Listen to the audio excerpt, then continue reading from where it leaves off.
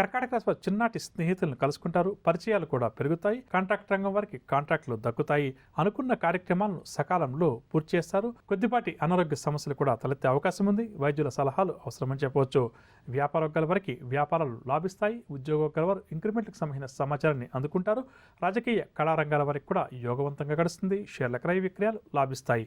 నక్షత్రపరంగా చూస్తే పునర్వసు 4వ పాదం వారికి ఆదివారం విందు వినోదాల్లో పాల్గొంటారు. ఆస్తి లాభ సూచనలు. బుధవారం అనుకోని ఖర్చులు, దుబారా ఖర్చులు కూడా అధికంగా ఉంటాయి. బంధు విరోధాలు కూడా ఏర్పడతాయి. పుష్యమి వారు సోమవారం అనుకోని ఆహ్వానాలు అందుకుంటారు. విందు వినోదాల్లో కూడా పాల్గొంటారు. కార్యసిద్ధి కూడా ఉంటుంది. మంగళవారం వివాదాలు, మానసిక అశాంతి రెండూ కూడా అధికంగా వెంటాడతాయని చెప్పవచ్చు. ఇక ఆశ్లేష వారికి ఆదివారం ఆస్తి లాభ సూచనలు, ఉద్యోగ ప్రయత్నాలు ఫలిస్తాయి. బుధవారం అనుకోని ఖర్చులు, బాధ్యతలు కూడా మరింతగా పెరుగుతాయి. కర్కాటక రాశి వారు ఎవరైతే ఈ వారం ఉత్తర దిశ వైపు ప్రయాణిస్తారో వారు అనుకూల ఫలితాలు సాధిస్తారు. పరిహారాల విషయానికి వస్తే ప్రతి ఒక్కరూ కూడా గణపతిని పూజించడం, గణేశాష్టకాన్ని పఠించడం చాలా మంచిది. తదుపరి సింహరాశి. సింహరాశి వారికి ఈ వారం ఆర్థిక పరిస్థితి కొంత నిరాశ కలిగిస్తుంది. ప్రయాణాలు కూడా ఈ వారం మీరు ఆకస్మికంగా చేయాల్సి వస్తుంది. విలువైన సమాచారాన్ని కూడా అందుకుంటారు. ఆలయాలు, ఆశ్రమాలు కూడా ఈ రాశి వారు సందర్శిస్తారు. వాహనాలు, ఆభరణాలు కొనుగోలు చేయాలి అని చెప్పి గత కొంతకాలంగా సింహరాశి వారు ఎవరైతే అనుకుంటున్నారో వారి కోరిక నెరవేరే అవకాశం ఉంది. గొంతు సంబంధిత రుగ్మతల వల్ల కొంతవరకు అనారోగ్య సమస్యలు కూడా తలెత్తుతాయి. వ్యాపార వర్గాల వారికి వ్యాపార లావాదేవీలు ఉత్సాహంగా సాగుతాయి. ఉద్యోగ వర్గాల వారికి పదోన్నతి అవకాశాలు, పారిశ్రామిక రాజకీయ వర్గాల వారికి అనుకోని అవకాశాలు కొన్ని దగ్గరకు వస్తాయి. షేర్ల క్రయ విక్రయాల్లో మంచి లాభాలు. నక్షత్రపరంగా చూస్తే మఖా వారికి సోమవారం కార్యసిద్ధి, విందు వినోదాల్లో పాల్గొంటారు. శనివారం దుబారా ఖర్చులు, అనుకోని సంఘటనలు కూడా ఎదురవుతాయి. పుబ్బా వారికి మంగళవారం వాహన యోగ సూచనలు, చర్చల్లో ఎక్కడైతే పాల్గొంటారో అవన్నీ కూడా ఫలప్రదంగా పూర్తవుతాయి. శుక్రవారం ఖర్చులు మాత్రం తప్పకపోవచ్చు. అనారోగ్య సమస్యలు కూడా అధికమవుతాయి. ఉత్తర 1వ పాదం వారికి బుధవారం కార్యసిద్ధి, ఉద్యోగ లాభ సూచనలు, పదవీ యోగ సూచనలు. శనివారం బంధు విరోధాలు ఏర్పడతాయి. అనారోగ్య సమస్యలు కూడా అధికమవుతాయి. కావున శనివారం జాగ్రత్త వహించాలి. ఇక సింహరాశి వారు ఎవరైతే తూర్పు దిశ వైపు ప్రయాణిస్తారో వారు అనుకూల ఫలితాలు సాధిస్తారు. పరిహార విషయానికి వస్తే సింహరాశి వారు ప్రతి ఒక్కరూ కూడా దుర్గామాతను పూజించడం చాలా మంచిది. తదుపరి కన్యారాశి.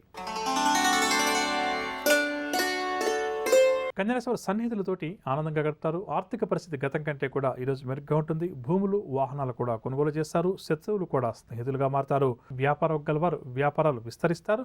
ఉద్యోగ వర్గాల వారికి ఇంక్రిమెంట్కి సంబంధించిన సమాచారం అందే అవకాశం ఉంది. రాజకీయ, పారిశ్రామిక రంగాల వారికి ఊహించినటువంటి సన్మానాలు, షేర్ల క్రయ విక్రయాల్లో మంచి లాభాలు. ఇక నక్షత్రపరంగా చూస్తే ఉత్తర 2, 3, 4 పాదాల వారికి బుధవారం కార్యసిద్ధి, ఉద్యోగ పదవీ యోగ సూచనలు. శనివారం బంధు విరోధాలు, అనారోగ్య సమస్యలు అధికమవుతాయి. హస్తవారికి ఆదివారం దుబారా వ్యయం ఉంటుంది. కుటుంబ చికాకులు కూడా అధికమవుతాయి. గురువారం కార్యసిద్ధి, వాహన యోగ సూచనలు. చిత్త 1, 2 పాదాల వారికి సోమవారం వ్యయ ప్రయాసాలు ప్రతి పనిలో కూడా అధికంగా ఉంటాయి. బంధు విరోధాలు కూడా ఏర్పడతాయి. శుక్రవారం వివాహ యత్నాలు ఎవరైతే చేస్తున్నారో అవి ఫలించే అవకాశం ఉంది. నూతన ఉద్యోగ లాభ సూచనలు. కన్యారాశి వారు ఎవరైతే ఉత్తర దిశ వైపు ప్రయాణం చేస్తారో వారు అనుకూల ఫలితాలు సాధిస్తారు. కన్యారాశి వారు ప్రతి ఒక్కరూ కూడా ఆంజనేయ స్వామివారిని పూజించడం, ఆంజనేయ స్వామివారి దండకాన్ని ప్రతినిత్యం పట్టించడం చాలా మంచిది. అమ్మా, అలాంటి వాళ్ళది నిజమైన ప్రేమ కాదు, అది వ్యామోహం. ఎగ్జాక్ట్లీ చిన్నత్త. నిజంగా ప్రేమించుకున్న వాళ్ళు అలా చేయరు. ఎంత మనసు విరిగిపోతే కన్న కూతుర్ని పట్టుకొని మా దృష్టిలో చచ్చిపోయా ఉంటుందా తల్లి? అది సరే అమ్మా, తన కూతురుతో తన మాట అనేటప్పుడు ఆమె మాటల్లో వ్యథ, కళ్ళల్లో బాధ గమనించావమ్మా? పెద్దబాబుకు బర్త్డే విషెస్ చెప్పు కూడా వెళ్ళాం కదా. ఊరికే ఎలా కాలిపోతుంది? మంట పెడితేనో పడితేనో తగలబడుతుంది.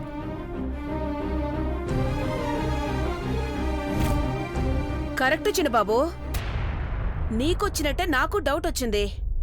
పార్వతే షర్టును తగలబెట్టిందనుకుంటా.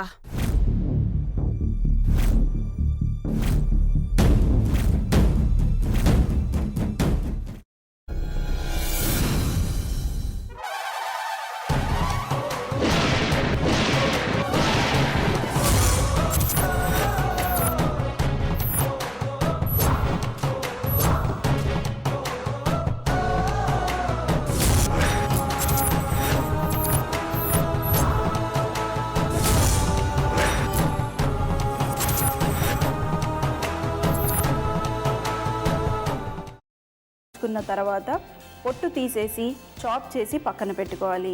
ఒక ప్యాన్లో కొద్దిగా నూనె వేడి చేసి అందులో ఆవాలు, మినప్పప్పు, శనగపప్పు, కరివేపాకు, సన్నగా తరిగి పెట్టుకున్న ఉల్లిపాయలు వేసుకుని 1 నిమిషం పాటు వేయించుకోవాలి. ఆ తర్వాత కాల్చి కట్ చేసి పెట్టుకున్న వంకాయని కూడా అందులో వేసుకుని బాగా మిక్స్ చేసి బౌల్లోకి ట్రాన్స్ఫర్ చేసుకుని అందులో తగినంత చిక్కటి పెరుగు లేదా పల్చటి పెరుగు వేసుకుని మిక్స్ చేసి అన్నంతో కానివ్వండి, చపాతీతో కానివ్వండి సర్వ్ చేసినా చాలా బాగుంటుంది.